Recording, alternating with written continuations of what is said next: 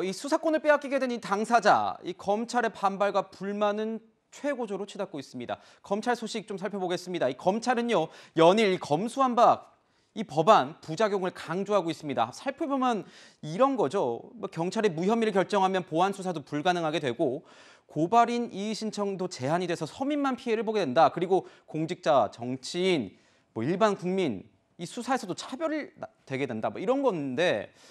자, 위원님 지금 보면요. 법안이 통과되고 나면은 이제 검찰에 남은 시간이 4개월뿐인 거 아니겠습니까? 지금 근데 검찰에서 수사 중인 사안들 굉장히 많지 않습니까? 이 수사들 제동이 걸리게 될 것이냐 아니면 4개월 어떻게 될 것이냐 좀 궁금한데 향배 어떻게 될 거로 보십니까? 두 가지 방향이 가능하겠죠. 첫째는 그 남은 기간 동안이라도 열심히 수사해서 우리 국민들께 검사들이 또 검찰이 얼마나 열심히 하는 수사기관이고 얼마나 능력 있는 수사기관이냐를 보여주는 것, 그 한 가지 방법이 있을 것 같고, 두 번째는 아이고 어차피 검수완박돼서 수사권 다 뺏겼는데 이거 열심히 하면 뭐 하냐, 에라 모르겠다 하고 태만하게 하면은 역시 이제 또 더 안 좋은 결과로 가는 거죠. 많은 국민들은 아마 검사들이 나머지 4개월 또는 6개월, 1년 6개월 동안 할 수 있는 수사를 정말 열심히 해주길 바랄 겁니다. 네. 그렇게 해서 지금 많은 문제가 되고 있는 권력형 불의들, 거악들, 예를 들어서 아까 잠깐 말씀드린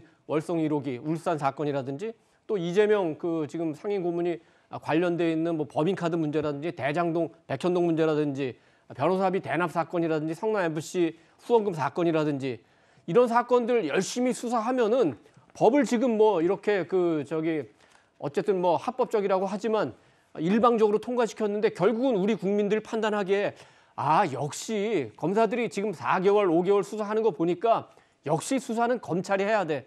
그러면 국민들이 힘을 모아줘서 다시 법을 개정하고 검사와 검찰이 수사권을 다시 받을 수도 있는 거 아니겠습니까? 그래서 이제부터 앞으로 남은 기간 짧게는 4개월, 길게는 1년 6개월 검사들이 검찰이 어떻게 하느냐에 달렸다. 이렇게 생각합니다. 네, 지금 보면은 검찰 개혁의 명분으로 이제 삼고는 있습니다. 충분한 논의 없이 그런데 이제 밀어붙인다. 이런 게 이제 문제가 좀 지적이 받고 있는 거죠.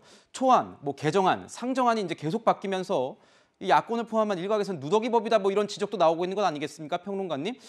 그렇다면 이 수사 주체들도요. 이거 만든 의원들도 헷갈린다는 기사를 봤는데 수사 주체들 같은 경우에도 이 수사를 할 때 제동이 걸리거나 좀 이건 내가 수사하는 게 맞나 이럴 수도 있을 것 같아요. 좀 어떻게 현장에서는 굉장히 좀 혼란이 있을 것 같은데요. 네, 수사를 할 수 있는 기간이 한시적으로 남아있기 때문에 그 부분에서 혼선 이전에 사기 문제라든지 이런 것들이 충분히 있을 수 있을 거라고 보여지고요.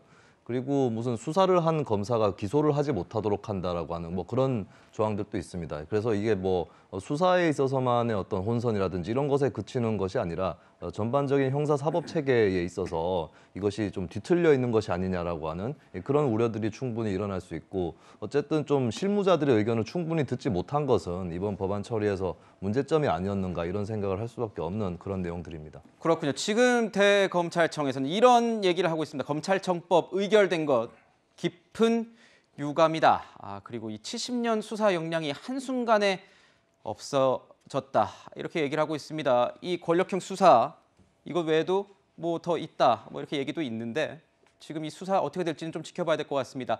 다음 주 법안이 공포되면 이 검찰에게 남은 시간은 4개월입니다. 짧다면 짧고 길다면 긴 이 시간 검찰 수사가 어떻게 마무리될지는 지켜봐야 할 것 같습니다.